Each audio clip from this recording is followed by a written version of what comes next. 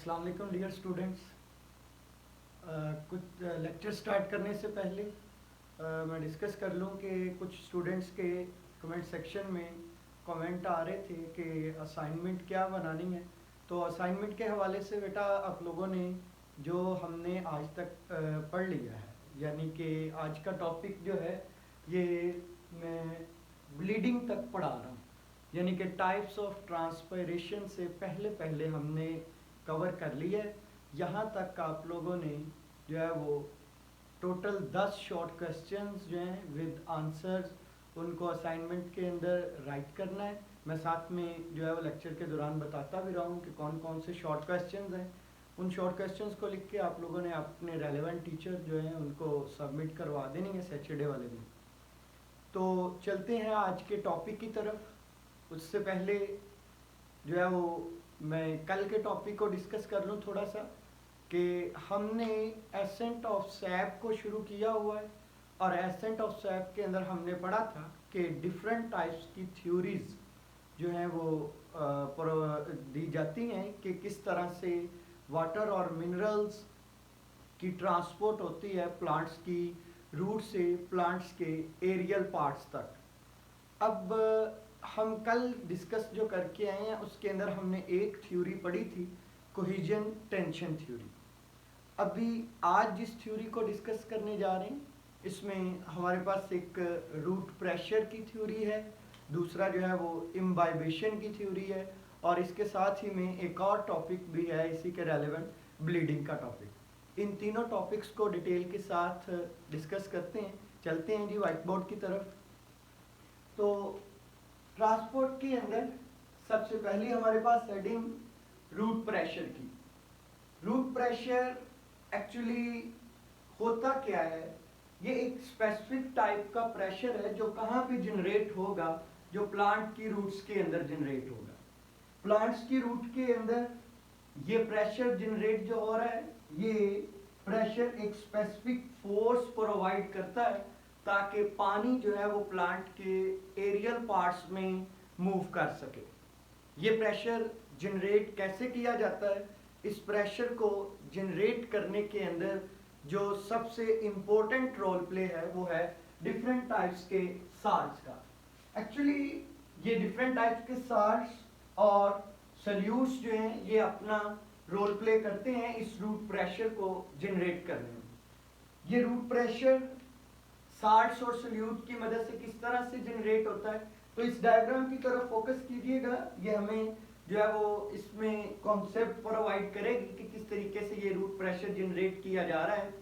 Basically इस diagram में मैंने प्लांट की ये जो रूट पोर्शन बनाया हुआ है, इस रूट पोर्शन में ये आपको थ्रू आउट प्लांट की लेंथ में यहाँ पर एक ट्यूब्यूल नजर आ रही है जिसको हम जाइलम पाइप का नाम देते हैं।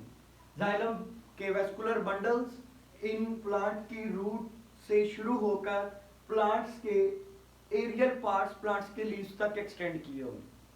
अब इस रूट पोर्शन में देखें, यहाँ पर ये जो जाइलम है, इस जाइलम का ये जो साइड एरिया है, यहाँ पर मैंने कुछ सेल जो हैं इनको बनाया हुआ है। तो बेसिकली इसके नेबरिंग जो सेल्स हैं, इन रूट्स में जाइलम के गिर्द जो सेल मौजूद हैं, ये सेल क्या करते हैं, ये सेल अपने सल्यूट्स को और अपने साल्ट्स को इस जाइलम के अंदर ऐड करवाएंगे। ये सल्यूट्स और जो साल्ट्स हैं यहाँ से ये मूव करके क्या करेंगे, ये इस जाइलम की ट्यूब के अंदर इंटर हो जाएंगे। जाइलम की ट्यूब के अंदर जब इन साल्ट्स की कॉन्सेंट्रेशन बढ़ेगी तो वाटर पोटेंशियल डिक्रीज कर जाएगा।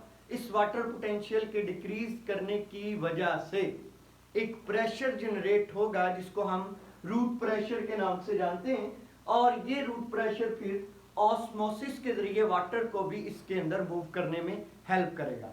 अब जब मजीद वाटर जाइलम के अंदर ऐड होगा तो ये फोर्स इस सैप को ऊपर की तरफ मूव करवाने में हेल्प करेगी। ये रूट से फिर पानी जो है ये क्या करेगा, और साथ में डिजॉल्व मिनरल्स ये यहाँ से ऊपर की तरफ मूव करना शुरू कर देंगे।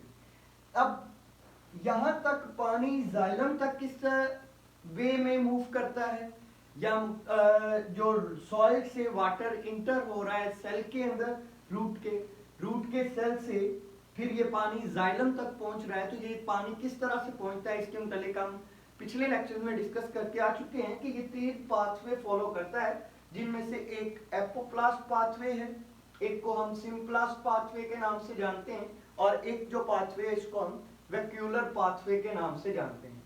इन तीनों पाथवे के रिजल्ट में यहाँ पर पानी का एक प्रेशर जनरेट होता है, और पानी की वजह से ये जो प्रेशर जनरेट हो रहा है इसको हम हाइड्रोस्टेटिक प्रेशर के नाम से जानते हैं।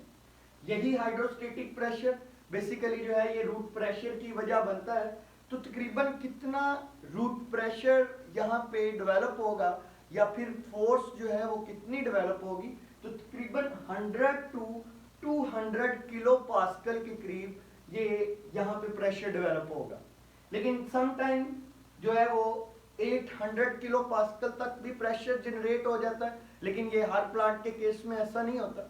और ये जो प्रेशर जनरेट हो रहा है, अब क्वेश्चन ये है कि ये एसेंट ऑफ सैप की वजह बनता है कि नहीं, ये पानी और मिनरल्स को मूव करवाने की वजह बनता है या नहीं बनता। तो ये जो जनरेट हो रही है ये फोर्स 100 और 200 किलो पास्कल तक की फोर्स, ये फोर्स बहुत कम फोर्स है कि ये पानी को यहाँ रूट से प्लांट्स के एरियल पार्ट्स की तरफ मूव करवा सके। तो ये कहना बिल्कुल गलत होगा कि ये रूट प्रेशर अकेला जो है ये वाटर की मूवमेंट करवाता है प्लांट्स के एरियल पार्ट तक। लेकिन क्योंकि ये प्रेशर जनरेट हो रहा है, तो ये प्रेशर इस वाटर की ऊपर की तरफ मूवमेंट में हेल्प भी कर रहा है। तो फिर ये वाला जो हमारे पास फोर्स है, ये जो रूट प्रेशर की फोर्स है, ये एक कंसिडरेबल रोल प्ले कर रही होती है इस वाटर की मूवमेंट के अंदर। यानी कि एसेंट ऑफ सैप में ये अकेली जो है वो एसेंट ऑफ सैप की वजह नहीं बन रही, हाँ, लेकिन दूसरी फोर्सेस के साथ साथ ये भी कंट्रीब्यूट कर रही है वाटर की मूवमेंट के अंदर। तो ये हमारे पास रूट प्रेशर था। यहाँ पर एक रूट प्रेशर की वजह से एक प्लांट्स के अंदर कंडीशन डेवलप होती है, और ये जो कंडीशन है ये आप लोग पीछे 10th क्लास के अंदर भी इसको डिस्कस करके हैं, 9th क्लास में भी। यहाँ पर फिर से उसने इसको मेंशन किया हुआ है। कंडीशन कौन सी वाली है, पौधों के अंदर एक कंडीशन अराइज होती है जिसको हम गुटेशन या फिर एक्सोडेशन का नेम देते हैं। गुटेशन और एक्सोडेशन की ये टर्म किस लिए यूज की जाती है कि भाई आपने पौधों के ऊपर जो है वो अगर मॉर्निंग में प्लांट्स को ऑब्जर्व करें, लाइक जो है वो इसकी एग्जांपल के अंदर एक स्ट्रॉबेरी प्लांट आता है, या फिर जो है वो ग्रासेस आती हैं डिफरेंट टाइप्स की। तो प्लांट्स के जो लीव्स हैं, इन लीव्स की टिप्स के ऊपर, लाइक ये हमारे पास प्लांट का एक लीव है, ठीक है जी, और इस लीव का ये मार्जिन है। इन मार्जिनल एरियाज के ऊपर यहाँ पे वाटर के ड्रॉपलेट्स पड़े होते हैं। ये जो वाटर के ड्रॉपलेट्स बनने का अमल है, इसी को हम गुटेशन के नाम से जानते हैं। लेकिन याद रखें कि गुटेशन जो है इसको ड्यू ड्रॉप्स के साथ कंफ्यूज नहीं करना, क्योंकि ड्यू ड्रॉप्स जो है ये वो वाटर होता है जो एयर के अंदर मौजूद वाटर के वेपर्स हैं। रात के वक्त टेम्परेचर लो होने की वजह से वो पानी, वो वाटर के वेपर्स कंडेंस होते हैं और आकर पौधों के पत्तों के ऊपर इकट्ठे हो जाते हैं।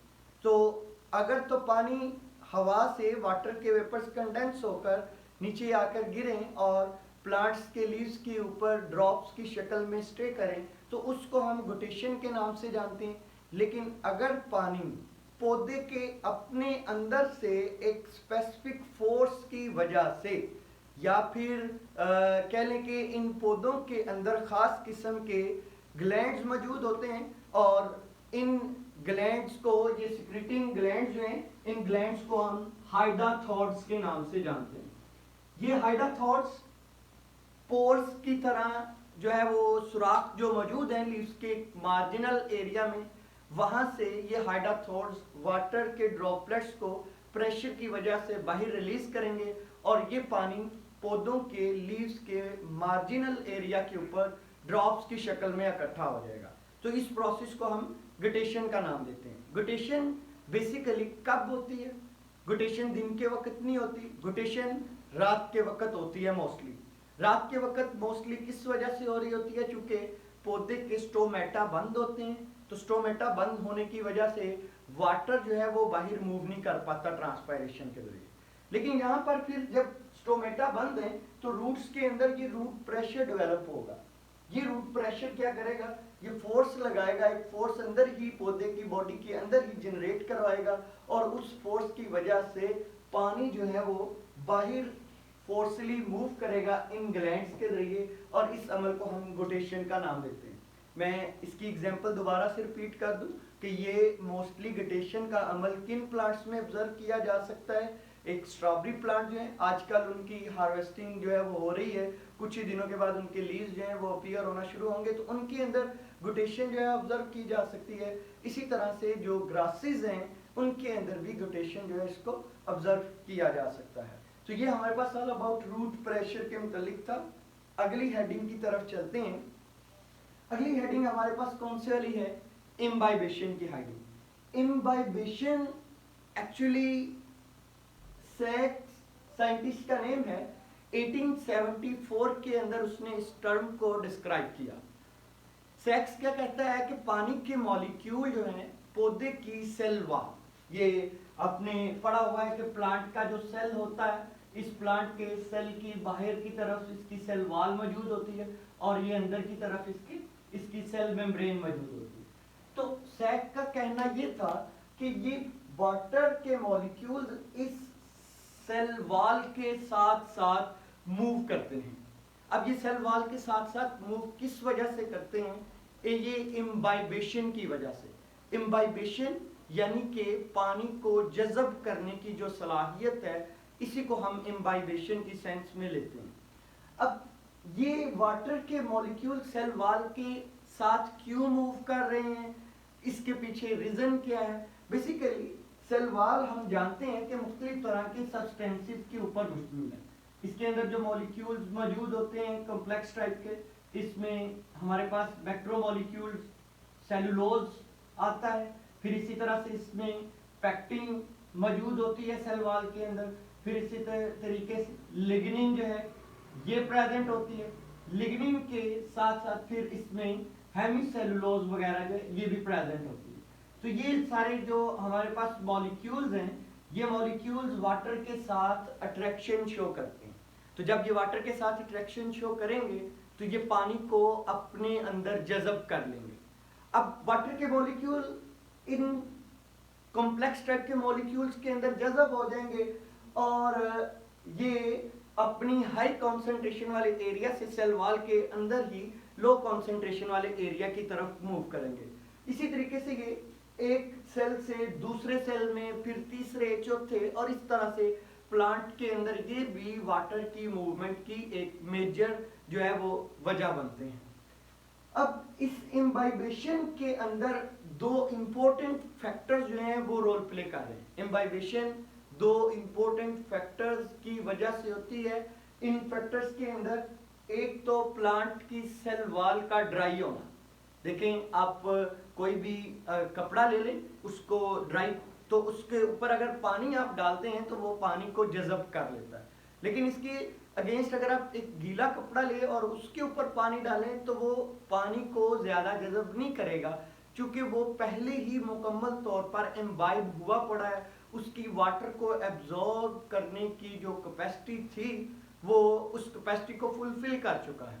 अब वो मजीद पानी को अपने अंदर जज़ब नहीं कर सकता। तो जितनी ड्राई सेल वॉल ड्राई होगी उतना ही ज़्यादा इम्बाइबेशन का रेट होगा। इसी तरीके से जो सेल के अंदर प्रोटोप्लाज्म है, ये भी जो है वो रोल प्ले करता है। अगर तो प्रोटोप्लाज्म के अंदर वाटर का पोटेंशियल बहुत लो है, यानी कि पानी की मिकदार बहुत कम है, तो उतना ही ज्यादा जो है वो ये वाटर एब्जॉर्ब होगा प्रोटोप्लाज्म के अंदर। तो ये भी फिर वाटर प्रोटोप्लाज्म से सेल वॉल के अंदर जज़ब होगा जाकर। तो ये इस तरीके से ये दो फैक्टर्स हैं जो क्या कर रहे हैं, जो इम्बाइबेशन की वजह बनते हैं। इम्बाइबेशन एक रिवर्सिबल प्रोसेस है। किस तरह से रिवर्सिबल प्रोसेस है कि देखिए, जब पौधे की सेल वाल के पास पानी एक्स्ट्रा मौजूद होगा सेल के पास प्रोटोप्लाज्म के अंदर, तो सेल वाल पानी को जज़ब कर लेगी। लेकिन जब पौधे के प्रोटोप्लाज्म के अंदर पानी की मिकदार कम होगी तो उस वक्त पौधा वाटर की एब्जॉर्प्शन भी, पौधे की सेल वाल वाटर की एब्जॉर्प्शन भी कम करेगी। तो इस वाटर की एब्जॉर्प्शन की कमी की वजह से हम कहते हैं कि ये क्या है, ये एक रिवर्सिबल प्रोसेस है। तो जैसे ही पानी ज्यादा होगा, सेल वाल जो है वो कम्प्लीटली इम्बाइब्ड होगी, लेकिन जब पानी की मिकदार कम होगी तो पानी दोबारा फिर निकल कर कहाँ पे आ जाएगा, प्रोटोप्लाज्म के अंदर, और सेल वाल ड्राई होना शुरू हो जाएगी।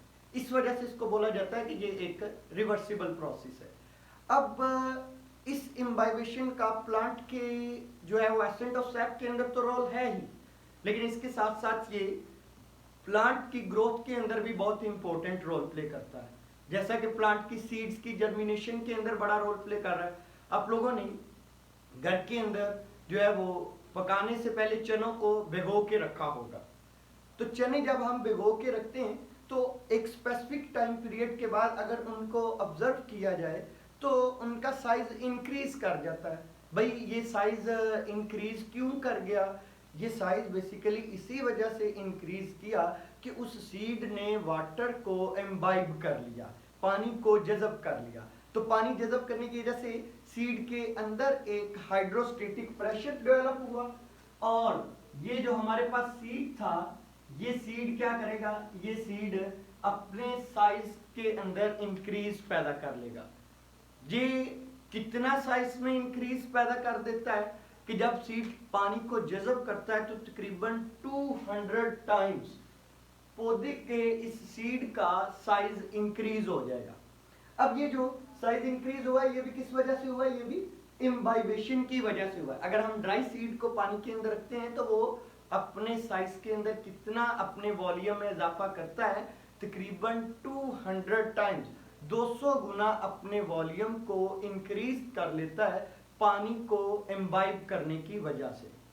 अब ये जो हमारे पास इम्बाइबेशन है, ये फिर सीड्स जब पानी को जज़ब करेंगे तो सीड्स की जो बाहर सीड कोट मौजूद होता है, एक बाई कवरिंग मौजूद होती है, बारीक सा छिलका जो होता है सीड के बाहर, जैसा कि चने के सीड के ऊपर एक बारीक छिलका मौजूद है, उसको हम सीड कोट का नाम देते हैं। तो पानी जज़ब करने की वजह से उस सीड कोट के ऊपर प्रेशर लगता है।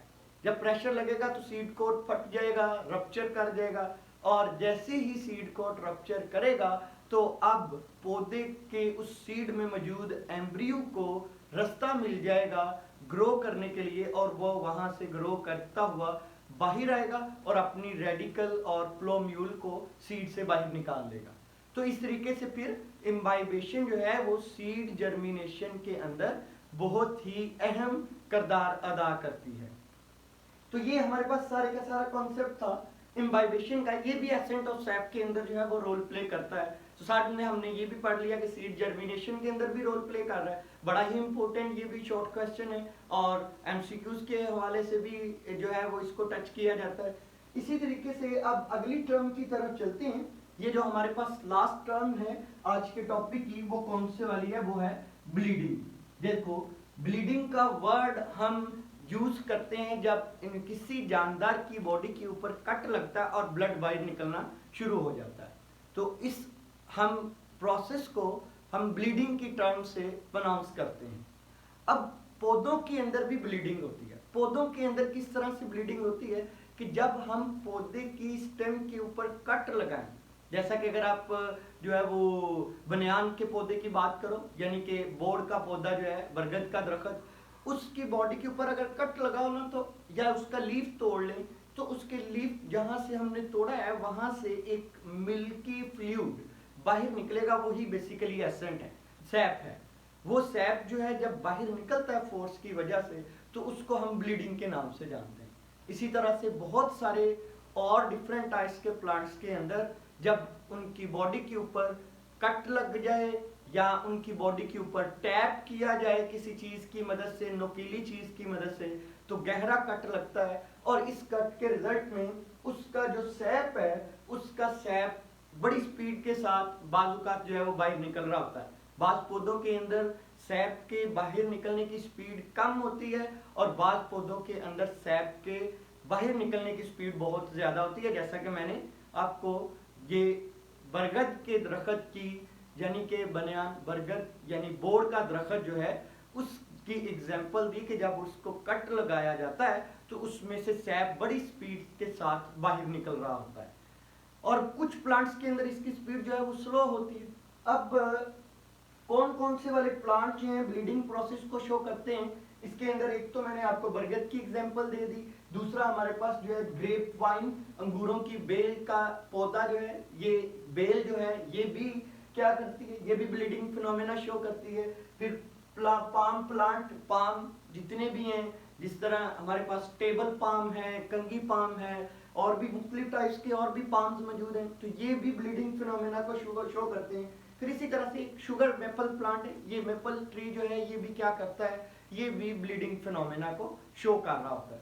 अब इस ब्लीडिंग प्रोसेस में पौधे का बहुत ज्यादा सैप जो है 24 आवर्स के अंदर उसका लॉस हो सकता है। बाज प्लांट ऐसे हैं कि एक दिन के अंदर उनमें से ब्लीडिंग के जरिए सैप का तकरीबन कितना लॉस हो जाता है, 10 से 15 लीटर तक जो है वो सैप का लॉस हो जाता है। अगर उसकी स्टेम के ऊपर टैप करके एक गहरा कट लगा दिया जाए तो उस कट की वाली जगह से जो पौधे का सैप का लॉस होगा एक दिन के अंदर वो 10 से 15 लीटर तक लॉस हो जाएगा। तो ये ब्लीडिंग जो हमारे पास फिनोमेना है, इसके पीछे भी जो है वो फैक्टर्स मौजूद होते हैं जो ब्लीडिंग की वजह बनते हैं, यानी कि पानी के सैप के प्रेशर के साथ बाहर निकलने की वजह बनते हैं। अब इसके पीछे कौन कौन से वाले फैक्टर्स मौजूद हैं, इसमें दो फैक्टर्स हैं। एक तो पौधे का जो है वो यानी कि हाइड्रोस्टेटिक प्रेशर, जिसको हम वाटर प्रेशर के नाम से भी जानते हैं। ये हाइड्रोस्टेटिक प्रेशर जो है ये रोल प्ले कर रहा होता है, हाइड्रोस्टेटिक प्रेशर। और दूसरी कौन सी वाली चीज रोल प्ले कर रही होती है, दूसरी इसके पीछे दूसरा जो फैक्टर मौजूद है वो रूट प्रेशर है। रूट प्रेशर और कौन से वाला प्रेशर, हाइड्रोस्टेटिक प्रेशर। तो ये दो प्रेशर हैं जो पौधे के अंदर ब्लीडिंग की वजह बनेंगे। रूट प्रेशर को आप और हाइड्रोस्टेटिक प्रेशर जो है, इन दोनों को हम पिछले जो टॉपिक्स हैं उनके अंदर डिटेल के साथ डिस्कस कर चुके हैं। तो होपफुली आज का लेक्चर जो है वो मुकम्मल तौर पर आप लोगों को समझ आ गया होगा। और दोबारा रिपीट करता चलूं कि आप लोगों की असाइनमेंट के हवाले से कि जो आपने ये ब्लीडिंग तक आज पढ़ लिया है, ये कुछ बच्चे कंफ्यूज थे कि हमें पता नहीं चला कि हमने कहाँ तक कवर कर लिया है। तो बेटा आप लेक्चर को मुकम्मल सुना करें, जब आप लेक्चर मुकम्मल सुनेंगे तो उससे फिर आपको जो है वो पता चल जाएगा कि हमने लास्ट में कौन से वाला टॉपिक पढ़ लिया। तो ब्लीडिंग तक आज मैंने कवर करवा दी है। ये ब्लीडिंग तक, ये ब्लीडिंग भी शॉर्ट क्वेश्चन आता है, तो यहाँ तक आपने जो है वो 10 शॉर्ट क्वेश्चन विद आंसर्स बनाने हैं और ये अपनी असाइनमेंट बनाकर आपने सैटरडे वाले दिन रेलेवेंट टीचर को जो है वो सबमिट करवा देनी है। थैंक यू, अल्लाह हाफिज़।